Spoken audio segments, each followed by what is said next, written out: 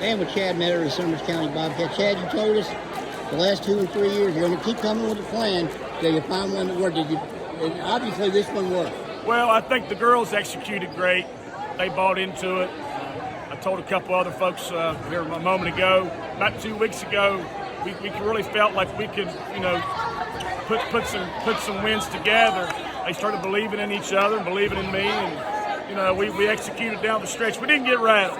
And we've played here before in big games, and we've kind of folded. I didn't see that on any player on the floor tonight.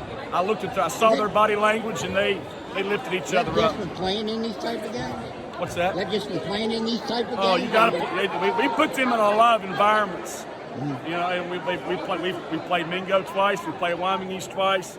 We've been in other moments throughout the season. Good shot by Sullivan Pavant with 107 left. I mean, they come down, they take the lead back, and it's back and forth. They get it right back, and she goes down and scores.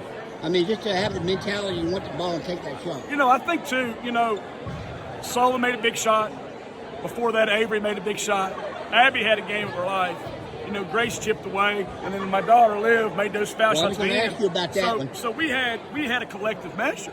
Right. And you got to have a collective measure against a great team like Wyoming East. And how about watching Liv with those free throws? Sully told me she knew she was going to make them. She just looked at the ceiling and said, I know it's over. She's going to make them. Well, were you a little bit less confident than her? Well, she's taken butt chewing after butt chewing all season long. She leaves boot camp June 10th. She'll be joining the Army for a while.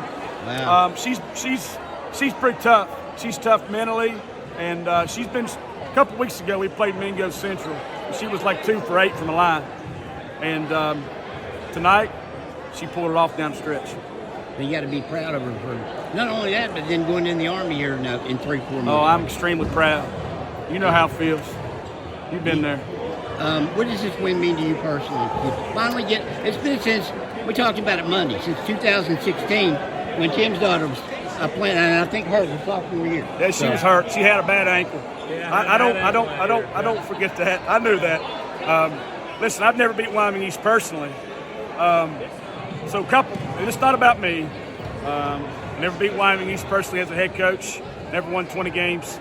But I'll trade all that for a trip to the state tournament. And I know those girls will too. Well, you did downplay this one kind of like, we're either way, it's not the...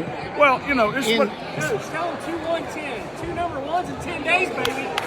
Yeah. I think... But here's the deal. The first practice in November, we talked about we had to beat Mingo or we had to beat Chattanooga. That was the first message of the season. That was the last message they heard from me before they came out tonight.